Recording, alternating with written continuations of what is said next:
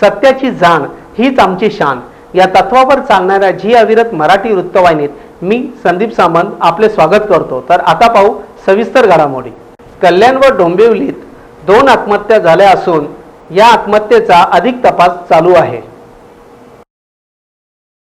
कल्याण पश्चिमेतील आधारवाडी कारागृह रस्त्याशेजारील जोशी चाळीत राहणाऱ्या जयंती देवजी पाटणेशा या 28 वर्षीय तरुणाने आजाराला कंटाळून राहत्या घरातील सिलिंग फॅनला गळफास घेऊन आत्महत्या केली।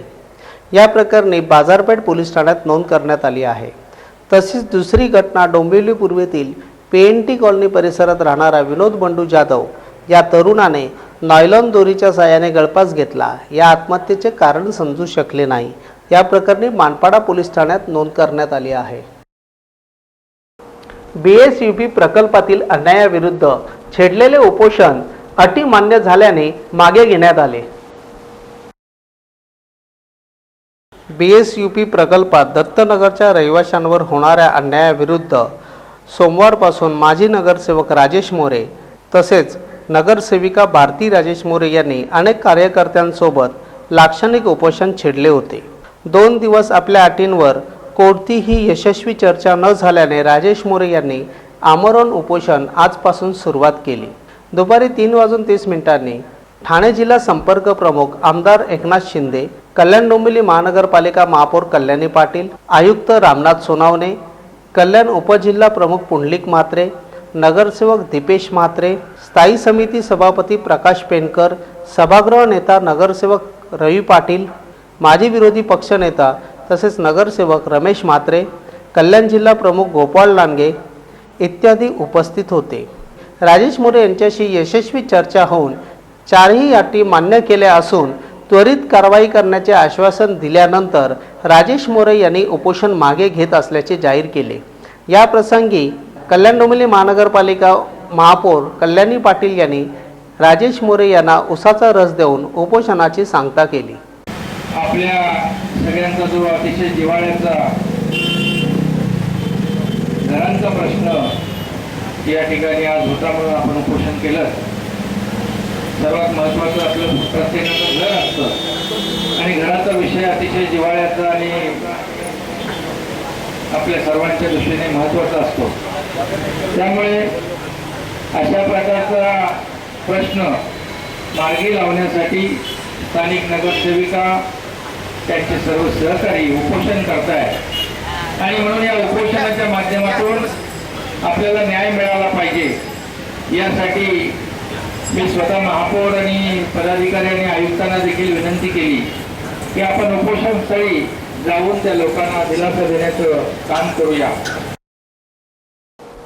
कल्याण डोंबिवली महानगरपालिकेच्या महापौर कल्याणी पाटील यांनी शिक्षण मंडळास अचानक भेट देऊन सर्व अधिकारी व कर्मचाऱ्यांना दणकाच दिला।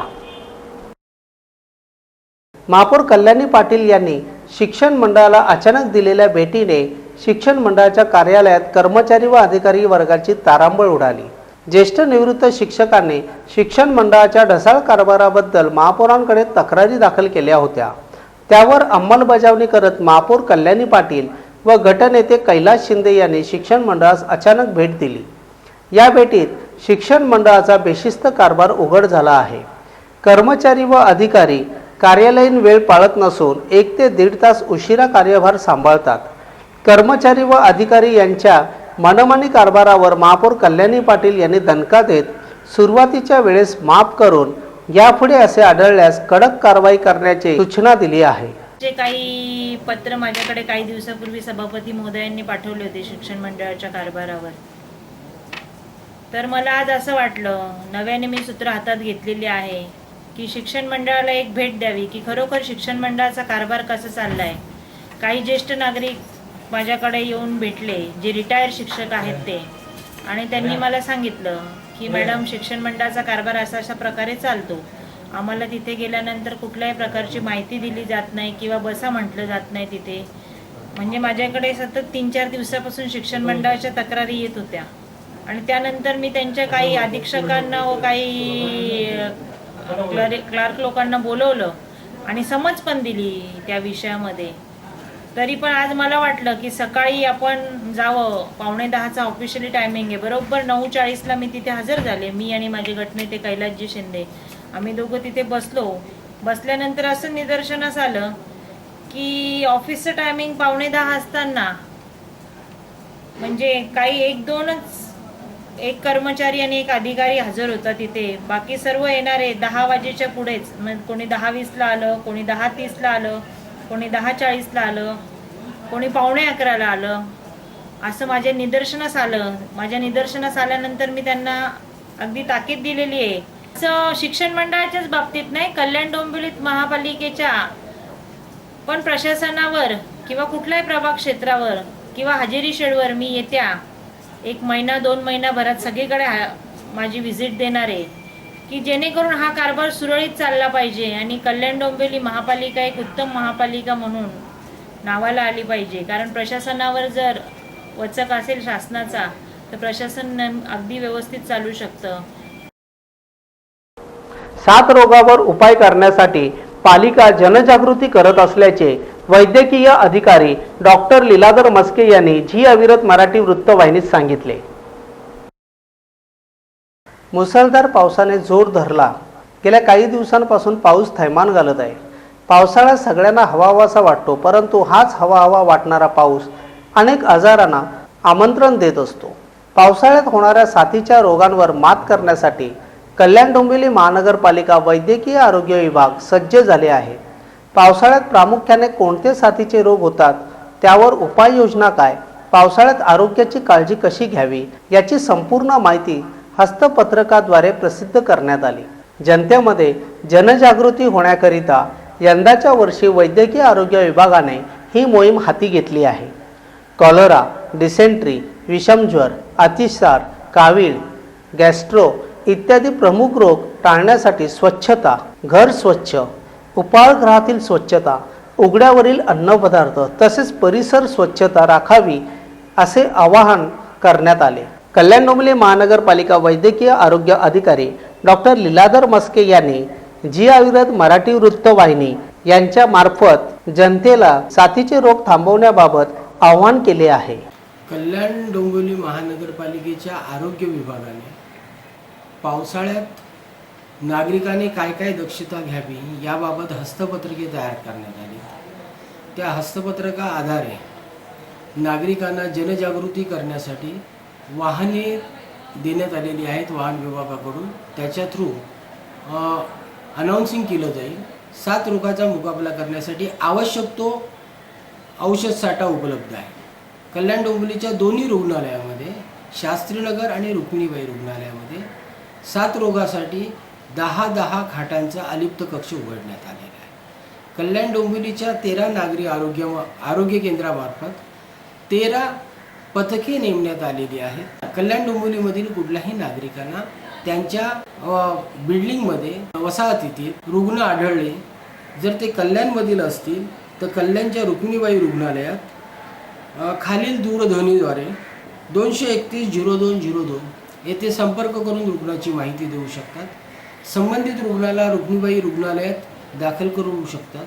तसेच डोंबिवली विभागातील नागरिक त्यांना 7 रोगाचा जर रुग्ण आढळल्यास ते शास्त्रीनगर रुग्णालयात इथे दूरध्वनीमार्फत माहिती देऊ शकतात. नागरिकांनी पावसाळ्याच्या दिवसात आपलं आरोग्य सांभाळण्यासाठी एक शिळं उघड्यावरचं अन्न खावं. गढूळ पाण्यात फिरताना पायात बूट असावेत जेणेकरून त्यांना रोगराई होणार नाही. झी अविरत इंटरनेट वाहिनीस मान्यवरांनी दिल्या शुभेच्छा. मराठी वृत्तवाहिनी या इंटरनेट न्यूजच्या महत्त्वपूर्ण चॅनलला मी अंतःकरणपूर्वक शुभेच्छा देतो. वेगवेगळ्या प्रकारची विविधता, नाविन्यपूर्ण अशी गोष्टी हा चॅनल दाखवेल अशी अपेक्षा करतो. आणि मराठी म्हणून चालणारा चॅनल मराठी डोक्यावर घेतो याची खात्री. आपलं आता नवीन तुमचं चॅनल जे सुरू होत आहे झी अविरत, याला स्थायी समिती सभापती प्रकाश पेंडकर यांच्या हार्दिक शुभेच्छा. आणि कल्याण डोंबिवली महापालिकेतर्फे नागरिकांतर्फे तुम्हाला हार्दिक शुभेच्छा या चॅनलला. आज पावसाळ्याचे दिवस आहेत आणि सगळीकडे पाणी पण साचतं आहे आणि रोगराईचे प्रमाण वाढू शकतात. तर नागरिकांनी याची खबरदारी घेतली पाहिजे. का कुठल्याही उघड्या गाडीवर काही खाल्लं नाही गेलं पाहिजे. चालताना लक्ष दिलं पाहिजे. पाणी कुठे असं तुंबलेलं असेल तिथे शक्यतो अवॉइड केलं पाहिजे. जी अविरत या नवीन मराठी वृत्तवाहिनीला म्हणजे त्यांच्या सगळ्या जे काही स्टाफ मेंबर्स आहेत, सगळे सदस्य आहेत, त्यांना माझ्याकडनं या नवीन वाहिनीच्या शुभेच्छा. त्यांची वाहिनी ही छान प्रकारे चालू दे. त्यांनी चांगले चांगले कार्यक्रम घेऊन लोकांसमोर यावेत अशी मी इच्छा व्यक्त करते. कारण मला आत्ताच कळलं की त्यांनी महिलांसाठी पण काही कार्यक्रम ठेवलेले आहेत, म्हणजे पाककला स्पर्धा किंवा काही पाककलेविषयी वगैरे, आणि ज्येष्ठ नागरिकांसाठी सुद्धा ठेवलेले आहेत. तर त्यांनी सगळ्यांसाठीच कार्यक्रम ठेवावे, फक्त महिला आणि ज्येष्ठ नागरिक फक्त असं टार्गेट ठेवू नये. तर तरुणांसाठी पण चांगलं मार्गदर्शन वगैरे असे कार्यक्रम नक्की व्हावेत.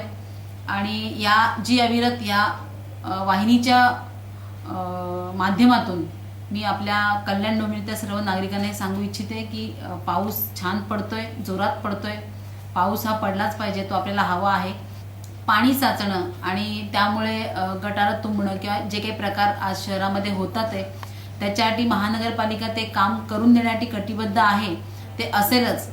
तुम्ही त्या वेळेला आपत्कालीन जी काही व्यवस्था आपली आहे महानगरपालिकेची तिला तुम्ही संपर्क साधावा.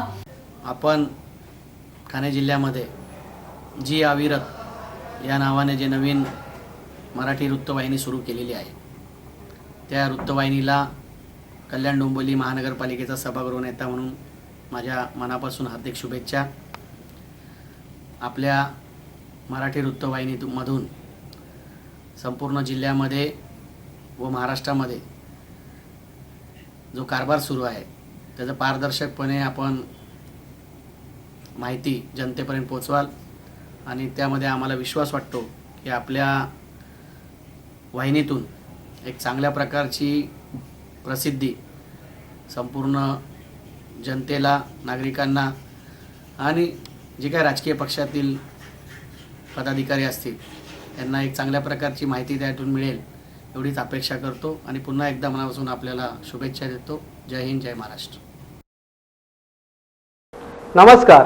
आम्ही आपल्या सेवेस रोज रात्र 9:30 नवीन नवीन घडामोडी घेऊन येणार आहोत.